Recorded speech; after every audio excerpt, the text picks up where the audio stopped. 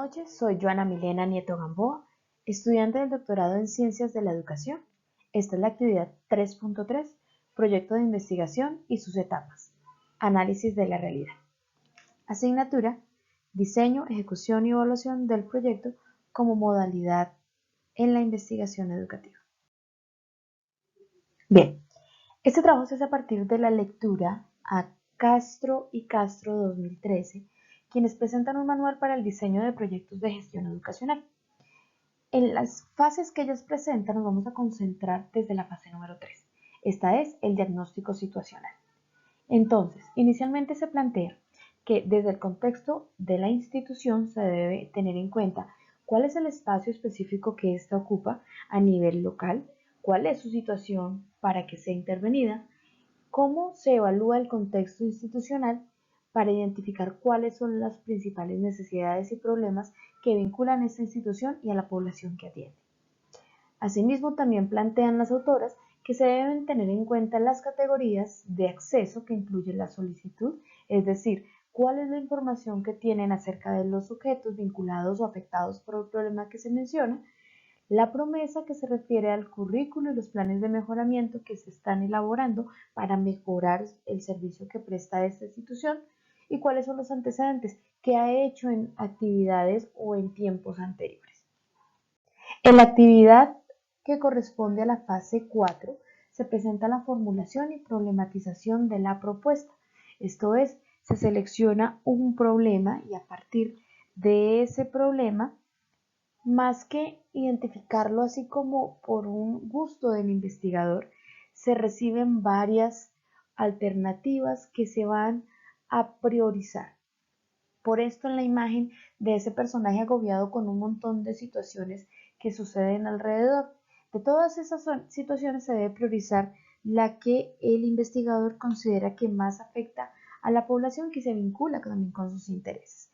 De ahí que se defina el problema para que luego se pueda analizar y se pueda justificar. En esa justificación se asume que se identifica lo más frecuente y qué es lo más urgente, de manera que todas estas preguntas van configurando la prioridad a investigar. En la fase 5 se definen los fines y propósitos del proyecto, de manera que ya hablamos de la finalidad, por qué se quiere intervenir. Luego del objetivo general, para qué se quiere resolver el problema. A su vez, se trabajan los objetivos específicos, que vienen a ser las respuestas de ese objetivo general y responden a cuál es la situación deseable.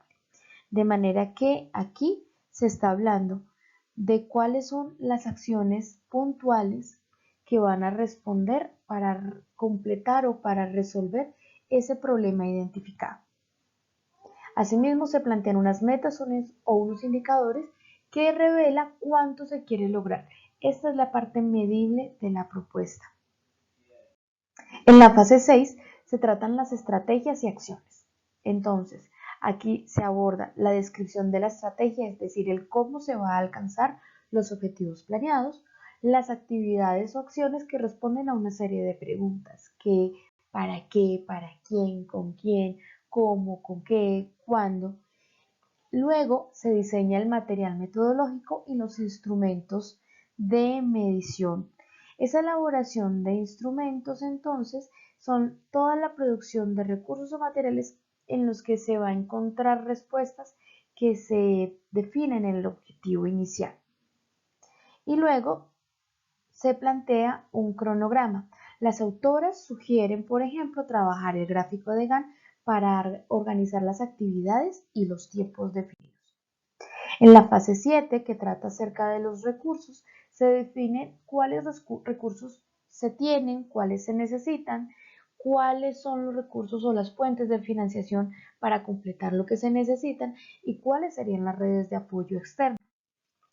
En la fase de evaluación, que es la número 8, se vinculan los propósitos de la evaluación. Aquí se analiza la estructura, el funcionamiento, los resultados, se evalúan también los momentos, se evalúan los indicadores y a su vez aquí también evaluamos los procedimientos y los agentes evaluadores. Esto para determinar si las fases fueron coherentes con el problema y si el plan o el proyecto puede mejorar o cambiar algunas de las fases o algunas de las actividades o acciones para que respondan al objetivo inicial. En la fase 9 se mide cuál es el impacto que tuvo la intervención respecto a los objetivos y más allá de esos objetivos. Aquí entonces las autoras dicen, esta investigación puede no solo afectar de manera positiva, que es lo que se espera, la realidad identificada, sino que también puede vincular la comunidad local y otras instituciones. Por eso es que acá en otras áreas internas y otras áreas externas, por ejemplo, vinculo al municipio.